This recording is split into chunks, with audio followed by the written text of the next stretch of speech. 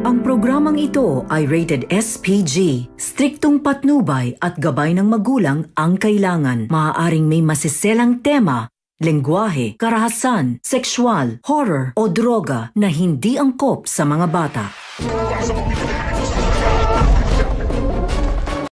Galit na galit nga itong si Ramon dahil sa nalaman nitong panloloko sa kanya nitong si David.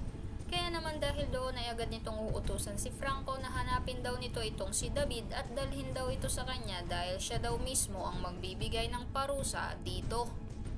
Samantala makakalabas na sana ng mansyon ng mga Montenegro itong si David pero parang hinahabol na nga talaga ito ng kamalasan.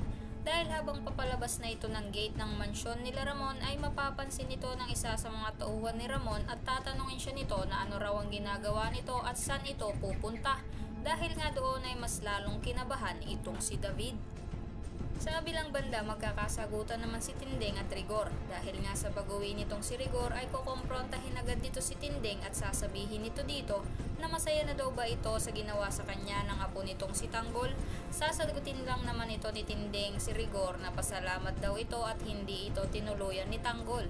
Kaya naman dahil doon ay susugurin sana ni Rigor itong si Tinding pero hindi niya nagawa dahil bukod sa malala pa ang lagay niya ay inawat na din agad ito ni Santino at Roda.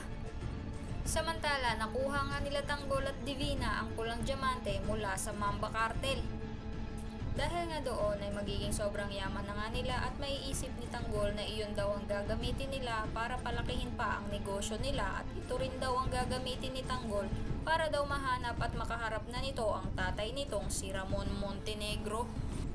Kaya naman kung sa tingin mo na nalalapit na nga ang pagkikita ni Ramon at Tanggol ay huwag mo namang kalimutang i-like ang video na ito and don't forget to subscribe. Thanks for watching. Bye-bye!